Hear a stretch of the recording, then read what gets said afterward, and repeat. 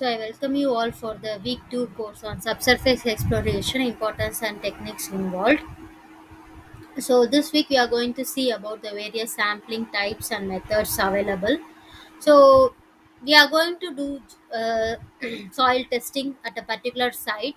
So what could be the various methods to collect soil sample from the site? What could be the various methods to uh, drill a borehole at a particular site?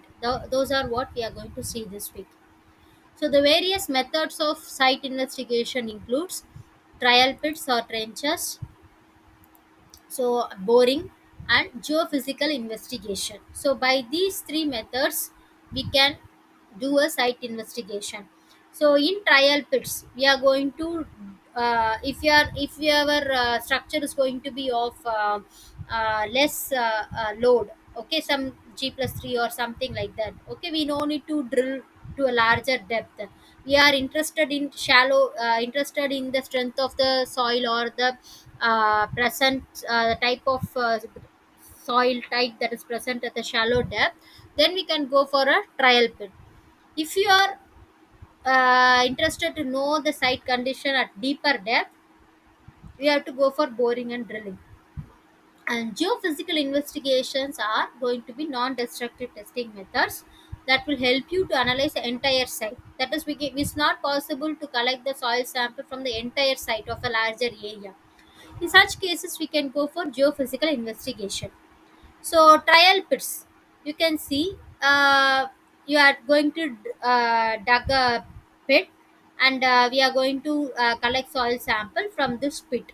So it is suitable for smaller depth. If our interest area of interest, or if our depth of interest is going to be greater than or equal to, so I mean lesser than or equal to 3 meter, because in this much of lateral support is not required. Sometimes it is provided if you are going to have very loose deposit, and we have to do if the groundwater level is at a shallow depth, we have to do some groundwater lowering. And soil sample used by this, it is used for classification, determination of strength. So we can collect undisturbed soil. I'll come later what is undisturbed soil, but undisturbed soil are the one which we need for a strength determination. And another type is going to be boring or drilling. That is, in boring or drilling method, you can see we will drill a borehole like this. We will remove the soil sample from the borehole, and we will send to the labs for our testing. Okay, so it is done to understand the soil or rock type that is at a depth, to observe the groundwater table variation, to see the possible fluctuation of the soil strata at different depth, and also to collect soil sample at various depth. See, if you are going to do any pile foundation, if our load is going to be larger, or if it is going to be kind of a very bigger structure like dams and all, then we have to do a drilling, and we have to analyze the soil for the entire depth, what kind of strata or what kind of rock or soil is going to be present in that area. So the various types of boring, that is the various methods that we can adopt at a particular site. Not like at any site we can do any type of drilling or boring. It is like forming a hole in the ground. Okay, so we have to understand that various different types of the boring methods, and also depending on the type of soil strata, we have to change that, adopt different type. So auger boring, wash boring, percussion boring, and rotary boring. So auger boring, so this is what a auger blade look like, and this is another different form. Auger boring has two types, whether it can be hand driven or it can be even machine driven auger. So this auger, you can see it's a curved blade, and you have some cutting teeth at the bottom. So just by rotating, it penetrates into the ground, and while removing the auger, the blades will carry some soil samples like this. These are going to be heavily disturbed, so we can just use for some identification purpose. And if it is machine augering means we can go to a larger depth, whereas if it is going to be hand auger means we can go only up to a depth of 6 meter. So we'll drill, and we'll make a hole in the ground. So once we make a hole in the ground, obviously the soil from the sides will try to cave in, because the soil at the sides will not be able to stand. Okay, so it will try to cave in. So we have to give some casing pipe, like a hollow steel pipe, for protecting the sides caving in into the borehole. So this borehole we also do while we cast a pile. Okay, it is not only for testing or collection of soil sample alone. Even when we do bored pile casting, we have to drill a borehole like this, and we have to remove the soil sample from that, and we have to fix our reinforcement cage, and we have to pour concrete. Okay, so wash boring. In wash boring, what we do is, at the tip of the drilling rod there will be a jet pipe. Okay, so water will be coming at a very high velocity, so that jet will help you to disintegrate the particles, and it gets mixed with the water. The disintegrated particles gets mixed with water and comes to the surface. Okay, so that is what wash boring. It is possible. Certain types of boring method is not possible below the water table uh, because of the pore water pressure that is coming from the sides. Okay, so whereas wash boring, since you are filling the borehole with the water or the slurry mud, okay, so you will be able to do this below the water table. Percussion boring. So in percussion boring, we have a heavy chisel. It's a heavy chisel which will be lifted and dropped. That is a mechanism. So we will lift it and drop it, and we will give an impact force to the material that is present, that will break, and we'll have a bailer arrangement. That bailer will go and bring the particles. It will just grab the particles and bring to the top. So a heavy drill bit known as churn bit will crushes a particle, and it will, by repeated impact, we will be able to do this, remove, make the borehole. This is useful when we have a kind of many boulder. If it is not suitable, if you are going to have loose sand and plastic clay, you cannot make the impact force to drill the borehole through a loose sand. So rotary drilling, you can see. So in rotary drilling, you have a drill bit which will be rotating. Okay, so the rotating motion of the drill bits will help you to progress the borehole. The types of sample. So as I said, we have two different types of sample. One is going to be undisturbed sample, and another one is going to be disturbed sample. You can see undisturbed sample.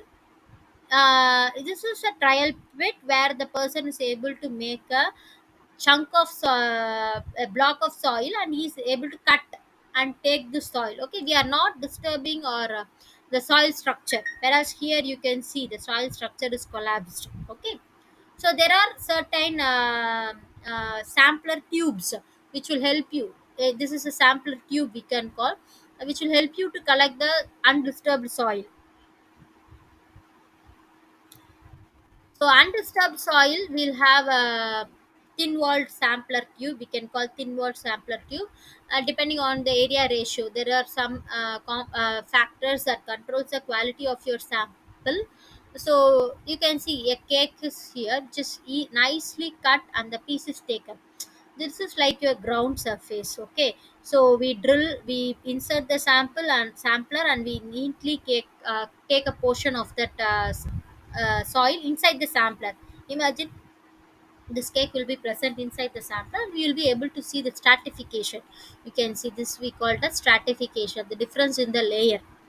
Okay, whereas this is also a cake. Yeah, this is also a cake. Whereas it is not much disturbed, but the disturbance is minimal. Okay, so a disturbed sample, we have two types. That is what we call it as representative sample and non-representative sample. Representative sample means that we can get from our split spoon sampler. There's a sampler tube called a split spoon sampler. The soil is disturbed, but still we will be able to find out certain index properties from the soil sample that we receive from the sampler tube. Whereas you can neither identify what type of cake even here. Okay, so it is totally collapsed. This is like non-representative sample. It won't give you any idea about the stratum. Okay, so especially in wash boring, we get this non-representative sample. It is the structure of the soil is completely collapsed, and it is we cannot use that soil for any test purposes.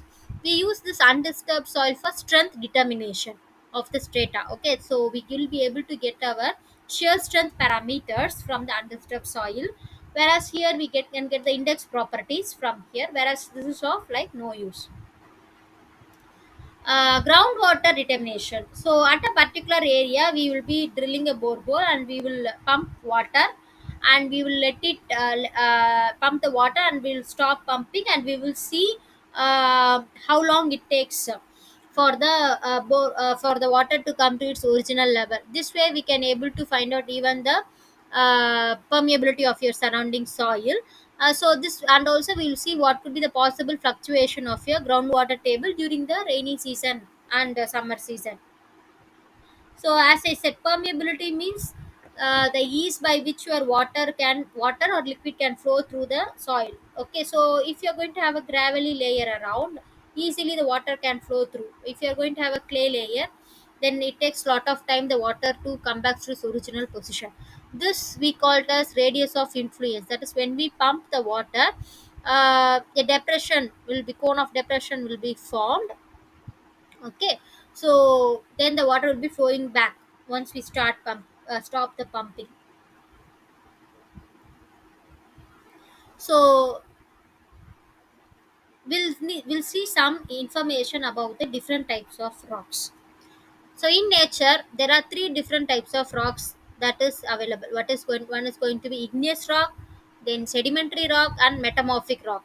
So igneous rocks are those which are formed by the from cooling down of your magma. So during volcanic eruption, your magma will be coming out. Your lava or magma will be coming out, and it gets spread out, and slowly it cools down and becomes rock. Okay, so that way we get igneous rocks. Whereas your sedimentary rocks, once you have rocks that is formed already because of continuous erosion, there will be sediments that is transported and deposited, and as the sediments is deposited on a continuous process, they form a rock. So this is not like a single day or single year activity. All this formation, it takes millions of years. There is your metamorphic rock. Metamorphic rock means once you have sedimentary rock that is formed at deeper layers, or your igneous rock at deeper layers, because of high pressure and temperature differences that is occurring at that layer, your sedimentary and igneous rock will be subjected to some changes in their crystallization. Okay, so that we call it as metamorphic rock. Out of all these, the major portion of rock that is available is going to be your igneous rock, and it is also very strong. Okay, it has very good strength. So we will be collecting even rock samples. Okay, when we are going to rest our dam kind of structures on a rock, okay, obviously there will be the foundation will be constructed over a rock. So we need to know the strength of the rock. So we'll be doing some rock coring. We call it as rock coring, for which we use carbide, steel alloy, diamond bits. So we'll uh, collect the soil. We can see, we can different types of rock coring being carried out. So in order to know the quality of rock, there is a term called as rock quality designation. So rock quality designation is the ratio of total length of the core of the sticks. These are the sticks they call. These are the small pieces we get. Okay, we will be measuring the length of each piece.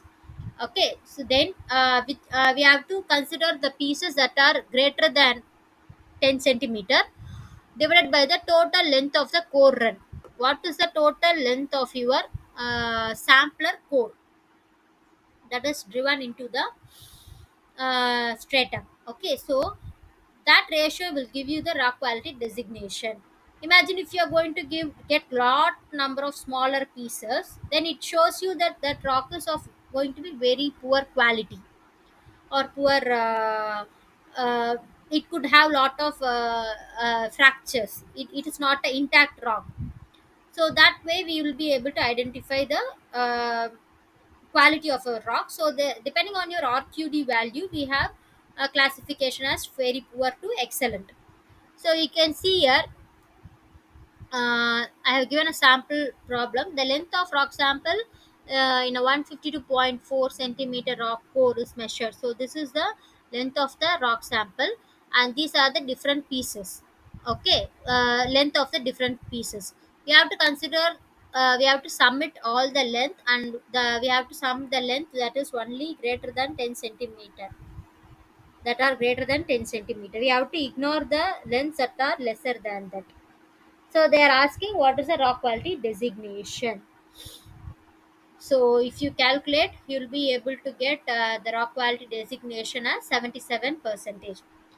Nothing, we have to add 12.7 plus, we have to ignore this length 5.08, ignore, then plus 12.7 plus 10.16 plus 12.7 plus 17.78 plus 38.7 plus 25.4.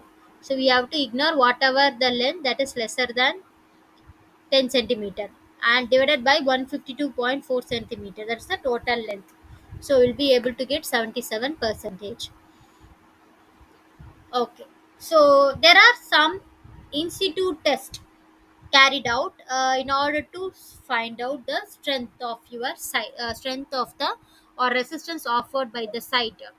Okay, so the different types of tests are standard penetration test, cone penetration test, dilatometer test, pressure meter test, and vein shear test. So these are all not laboratory tests; they are all field tests. They are conducted in the field in order to identify the strength of a stratum. So the vein shear test, which is conducted for soft soil, very soft clay, where we will not be able to collect the soil sample. Very soft clay has a kind of a consistency like a paste like consistency, so we won't be able to collect the soil sample from such a stratum. So what we do is we will be conducting vein shear test. So this blade is what we call it as vein. We will apply torque. Okay, so that means it's as a handle, we apply torque. We will be finding what is the torque angle. Then we will be able to, we have a mini lab vein shear test also, we have in our lab. So that way also we can understand this how it's conducted. So from the when shear test, we will be able to find out what is the undrained strength, undrained uh, cohesion of the soil. T is the torque, D is the dia of the vein, H is the height of the vein.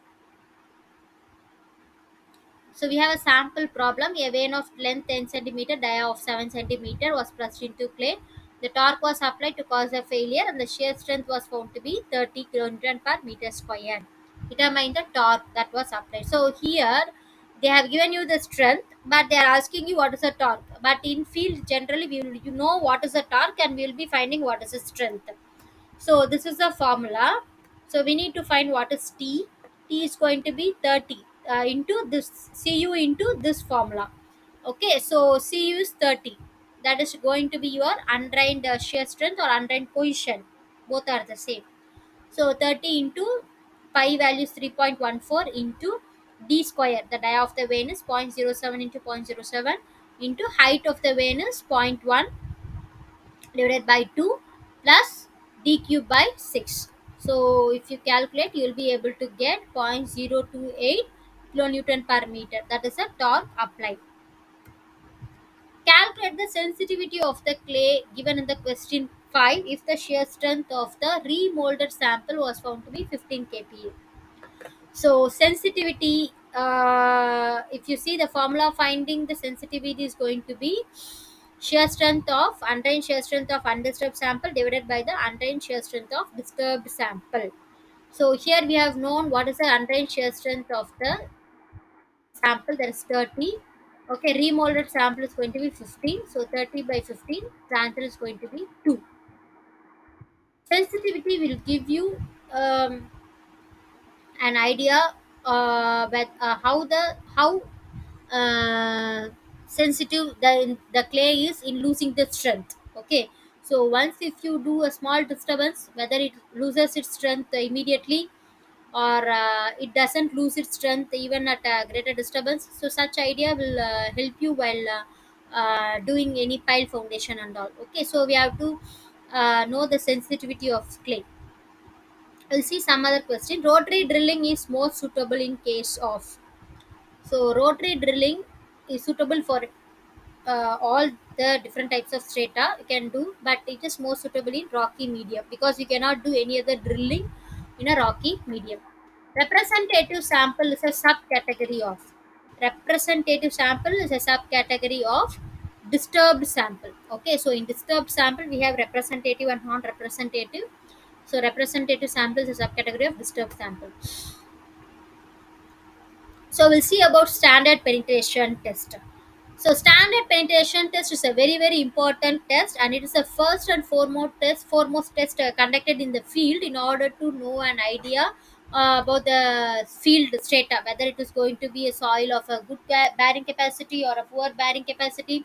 Okay, so standard penetration test has two advantages. We can find out the type of strata, and also we can find out that we can also collect the soil sample. So standard penetration test, we will be measuring what is the number of blows. That is the main thing. We will be measuring what is the n value. We call that as SPT n value. So in SPT n value, we measure what is the number of blows required for 30 centimeter penetration. That is a main keyword. 30 centimeter penetration of the soil sampler, split spoon sampler. Okay, you can see this is going to be totally it's going to be 45 centimeter. The initial 15 centimeter is called a seating drive. So we should not consider the number of blows required for the first 15 centimeter. So what we do is, we have a split spoon sampler. It's a sampler tube, split spoon sampler, which is connected to the drilling rod, and top we have an anvil and we have a hammer. Okay, so this hammer, you can see a person, he can lift and drop it. This hammer, this will be dropped as a free fall. This will come and hit the drilling rod, anvil. This will come and hit the anvil, and that way this drilling rod will make the sampler to penetrate into the soil. So this is a borehole that is drilled and cleaned. Okay, so a borehole is drilled initially at every 1 meter we can conduct, or every 3 meters, it is up to us. So we have drill a borehole, insert the sampler and drilling rod, anvil and hammer, lift it and drop it. Okay, so it will be dropping from a height of 75 centimeter. So the person will you have markings everywhere, so you will be lifting and dropping. So as it comes and hits the anvil, we will count the number of blows. Okay, so imagine if it is a soft stratum. Okay, very soft soil means what happens once you give some 2 or 3 blows, the sampler will just penetrate easily. But if it is a hard stratum, kind of a stiff stratum, what happens? You need larger number of blows, larger energy in order to penetrate the stratum. So that way we'll be able to know the stratum resistance. So the soil will be entering into this sampler tube. You can see this mild brown color. So the soil will be entering into the sampler tube, and once it reaches, so when do we stop the test? So once we reach 30 centimeter, we can stop. Sometimes if the stratum is going to be very hard, the sampler will not penetrate. Okay, so if the blow count goes more than 100 or 50, we can also stop the test. Okay, so it means that we have hit the hard stratum. So it is useful in determining the relative density and angle of shearing resistance of cohesionless soil. So this SPT, it is very much suitable for cohesionless soil than a cohesive soil, due to the certain conditions like poor water pressure developed in a cohesive soil, whereas in a cohesionless soil it could be much reliable. Also, we can find the compressive strength of the cohesive soil. The test is conducted in a borehole using a split spoon sampler. So we have a drop hammer of 63.5 kg, which is falling at a height of 75 centimeter. First, the 15 centimeter seating drive. As I said, we should not count, or we should not consider the first 15 centimeter drive. Then we will to count the number of blows required for the next 30 centimeter penetration. The test is discontinued if the number of blows exceed 30 50. numbers. There are some specification for our split spoon sampler. It should have 51 mm outside dia and 35 mm inside dia, and it should have some cutting shoe and sampler head. So initial penetration of 10 mm is allowed before we start the counting number of blows for the three successive 150 mm penetration. So we have to apply some corrections to the counted blows. We cannot directly take the number of blows that we count. We have to apply some corrections. There are two important corrections available. One is going to be the overburden correction. The another one is going to be the dilatancy correction. Overburden correction is applied to the soil because of the confinement or that is provided by the soil. At a shallow depth it will have lesser confinement, the soil that's and at a deeper depth, because of the higher overburden pressure, the soil at the deeper depth will give you generally larger number of blows than the actual strength. Okay, so we have to apply corrections. N correction equal to Cn into Nf. So this Cn is given by this table 0.77 log 2000 by sigma v dash. Peck and others has given this correction. It is what widely used. So dilatancy correction. When we have a fine sand or silty layer, we have to do dilatancy correction because there will be pore water pressure developed, which will give you. It will not be able to escape, so it will give you larger number of resistance, which is not the actual resistance. Once you hit, because of that energy travel, there is a pore water pressure built up, and because of that, resistance is offered to the driven sampler tube. So we have to apply dilatancy correction only if there is a saturated fine sand or silt. If there is not this condition prevailing, then this correction is not required. So this correction is given by NC equal to 15 plus 1 by 2 n corrected minus 15. After applying overburden correction, we have to apply this correction to the overburden corrected n value. Okay, this is not the actual n value. This is a corrected n value that we get from the overburden correction. So the range of SPT n value for soils of dense consistency. So from SPT n value, as I said, we can find out what type of stratum like dense soil or a loose medium is present. So it is generally value is going to be C, that is greater than 50. These are some standard values available in the table. Dilatancy correction to the field measured SPTN value is required for which type of soil? As I said, only if you have saturated fine sand or silt. Okay, we are going to apply the dilatancy correction.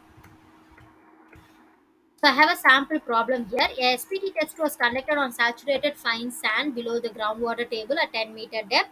The SPT value is 32. So they have obtained the SPT value as 32. Assume gamma dash equal to 18.2 kilonewton per meter cube. Find the corrected SPT n value. So the correction for SPT n value is 0.77 NR log base 10 2000 by sigma dash. Sigma dash is nothing but your effective overburden, effective stress. Okay, so 0.77 into NR is observed value 32 into log based on 2000 divided by 18.2 into 10. So 10 is a sigma dash is not, this is gamma dash submerged unit weight. So directly we can apply that into 10. So we get 25. Then we do the dilatancy correction. So 15 plus zero point 0.5 n dash minus 15. So we will get answer 20. Okay, thank you.